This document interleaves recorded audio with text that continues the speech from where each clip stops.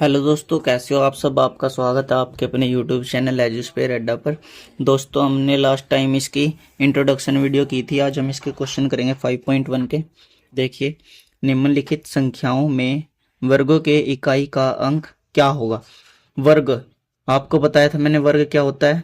ये थोड़ा रफ काम बताने के लिए, जैसे मैं 2 लिखता हूँ, इसका वर्ग करूँगा तो 4। ये तो है इसका वर्ग। अगर मैं 4 से वापिस इसको 2 स्क्वायर बनाऊंगा तो इसका ये वर्गमूल होगा। यहां तक आया समझ में, वर्ग और वर्गमूल। ठीक है, इसमें लिखा है वर्गों के इकाई का अंक। इकाई का अंक कौन सा होता है। अगर मैं लिखूं 1 2 3 4 5, इकाई का अंक ये होता है जिसको इंग्लिश में यूनिट डिजिट बोलते हैं। ठीक है दोस्तों, अब हम करते हैं क्वेश्चन। वर्गों के इकाई का अंक, वर्ग करके उसके इकाई का अंक बताना है। जैसे 16 है स्क्वायर, हमें ये इक्वेशन ना देख के ना सिर्फ इसका स्क्वायर करना है। 6 का स्क्वायर कितना होता है 36, तो यूनिट डिजिट क्या आई है 6।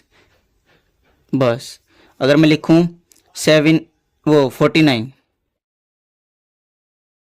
49 का स्क्वायर करना है तो मैं इसको छोड़ के सिर्फ 9 का स्क्वायर करूंगा। 9 का स्क्वायर कितना होता है 81, तो यूनिट डिजिट क्या आई है 1। ठीक है, अब यहाँ पे 81 का स्क्वायर करूंगा। आंसर फर्स्ट, 81 का स्क्वायर करके इकाई का अंक क्या आएगा, इसको छोड़ दो, एक सिर्फ यूनिट डिजिट देखो। 1 की स्क्वायर कितनी होती है 1। आंसर सेकंड का आंसर 272 की स्क्वायर, 2 की स्क्वायर कितनी होती है 4, ये यूनिट डिजिट आ गया। ठीक है, थर्ड क्वेश्चन 79 9 स्क्वायर, इन दोनों को छोड़ के सिर्फ यूनिट डिजिट का स्क्वायर कर दो। 9 की स्क्वायर कितनी होती है 81, यूनिट डिजिट क्या आ गई 1। आंसर ठीक है। फिफ्थ पार्ट 1 2 3 4, इसका स्क्वायर करूंगा। हमें सिर्फ यूनिट डिजिट बताना है तो पूरे की करने की जरूरत नहीं है, सिर्फ यूनिट डिजिट की करेंगे। 4 की स्क्वायर कितनी होती है 16, यूनिट डिजिट क्या आई है 6। आंसर ठीक है। ऐसे ही करने हैं दोस्तों सारे क्वेश्चन। मैंने फिफ्थ को 5 पार्ट कर दिया है, बाकी क्या आप खुद करना, इजी है बहुत। अब करते हैं सेकंड क्वेश्चन। निम्नलिखित संख्याएं स्पष्ट रूप से पूर्ण वर्ग नहीं है, इसका कारण कीजिए। हमें ये बताया गया है कि ये संख्याएं पूर्ण वर्ग नहीं है, तो हमें बताना है कि ये पूर्ण वर्ग क्यों नहीं है। हमने लास्ट वीडियो में पढ़ा था, जिस वीडियो में 0 1 4 5 6 और 9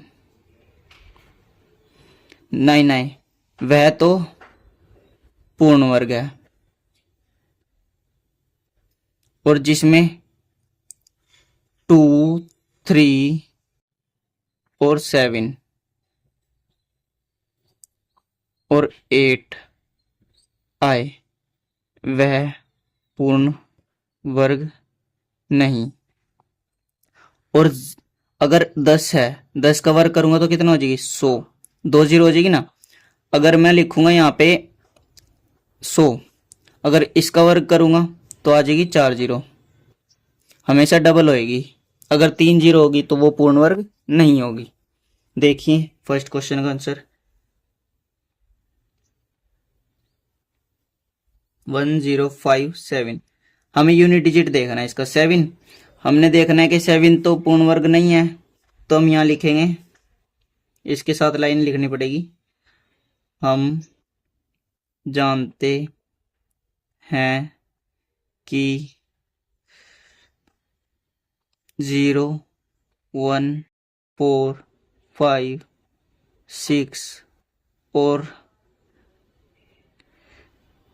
9 वाली संख्या या अंक आएगा इकाई के स्थान पर आए तो वह पूर्ण वर्ग संख्या होती है। पर इसमें तो आई नहीं, 7 तो है ही नहीं 9 में, तो यह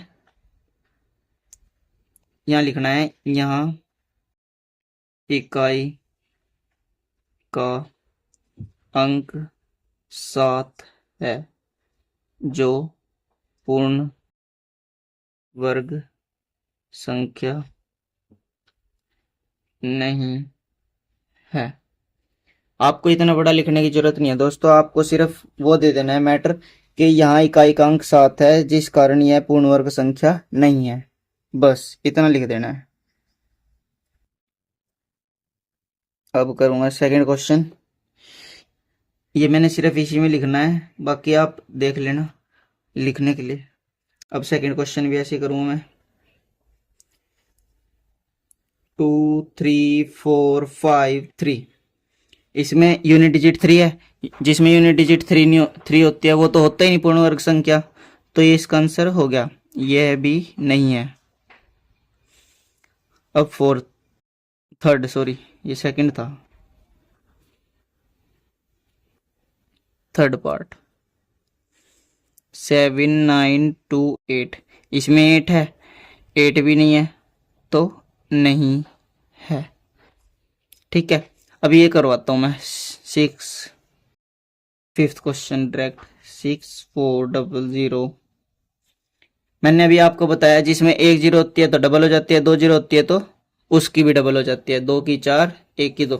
यहाँ पे तो 3 है तो 0 तो आती है, पर 0 भी सम के हिसाब से आनी चाहिए ना। जैसे अब 3 है, ये विषम जीरोज है, ठीक है ना, सम 0 आनी चाहिए,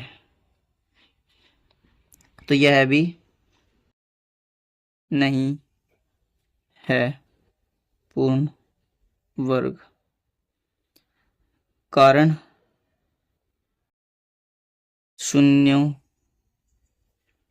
की विषम संख्या। ठीक है दोस्तों, मिलते हैं अगली वीडियो में।